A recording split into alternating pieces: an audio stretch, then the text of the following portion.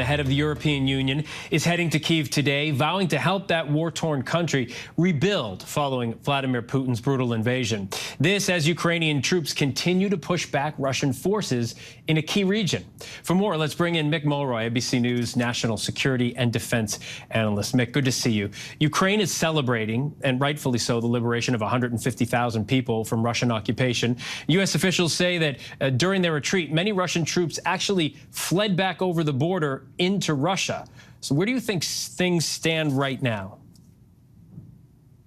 So, Phil, from the Ukrainian perspective, they have the initiative. And although the United States certainly, according to media reports, did help them with the operational planning and intelligence, it's Ukrainian soldier that deserves a majority of the credit for this. They essentially routed the Russian army, who fled, leaving countless amounts of weapons, material, and ammunition. So right now, obviously, Russia is going to believe they have to do something pretty substantial to try to turn the tides, because right now it is totally going against them.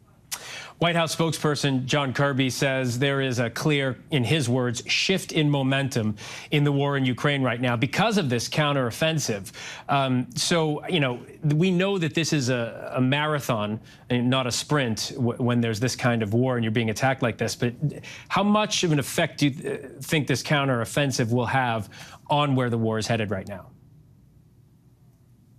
Well, I think it will have a large effect, quite frankly. The Russians are losing the will to fight.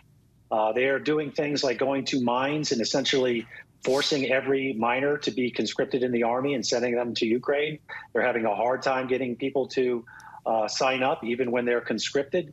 And this is only going to make it matters worse. So there's going to be more and more political pressure on President Putin to do something to turn this war around, because even those that are the most supportive in Russia are starting to lose faith in their ability to win in this conflict.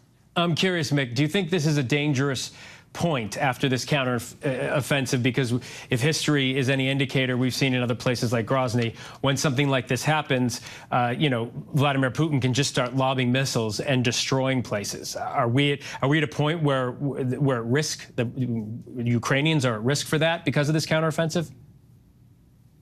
Bill, I think so. You mentioned Grozny, but you could also bring up Syria, quite frankly, where the Russians came in to support the Assad regime and did some brutal war crimes, essentially, to quell the rebellion. I think we can see that here. It's certainly something we all don't want to see. That's when you're going to start hearing people talk about these tactical nukes, which I think are really best described as they describe them, as non-strategic nuclear weapons. I think we've been very clear that we will not accept that, and that NATO will probably have to step in militarily if that happens. Hopefully that's enough to give President Putin a pause so he doesn't do something that dramatic.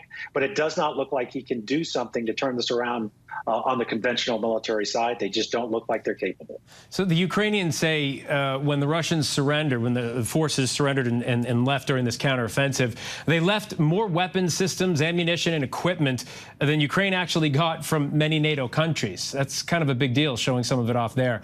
How important is that for the Ukrainians, and how devastating is that to the Russians? Well, it's a big deal on two fronts. One, logistically, obviously, the Ukrainians can use as much ammunition as they can get. And certainly now they have, I think, last count I saw, over 40 functional tanks were left behind. So it's logistically important, but it's also psychological. So now they're going after Russians with Russian weapons that they left behind as they retreated, which is essentially just an unorganized withdrawal. So it is a big deal. It's certainly they're certainly going to use it to their own efforts, and the Russians just have to be demoralized completely. One other thing that is concerning to folks in that region, especially the Ukrainians, tomorrow China's leader Xi Jinping and Russia's Vladimir Putin are set to meet face-to-face for the first time since the start of the war. What are you watching for there? Is this going to be an ask from Vladimir Putin to China's leader, an ask for weapons or support? I think it's probably going to be both, and it's going to be a tense meeting. So China obviously has to balance itself with the rest of the world. They're completely tied to world economics. They have been an ally of Russia, and Russia needs them now more than ever. They need to be able to sell them their oil and their gas, and they need to be able to purchase a dwindling supply of ammunition and weapons that they've been losing in the battlefield of Ukraine. So the power dynamics have completely shifted. China is in the driver's seat when it comes to Russia, but China has to be very savvy when it comes to what they're willing to lose in credibility worldwide by supporting Russia and this completely unlawful and unprovoked attack on a sovereign country.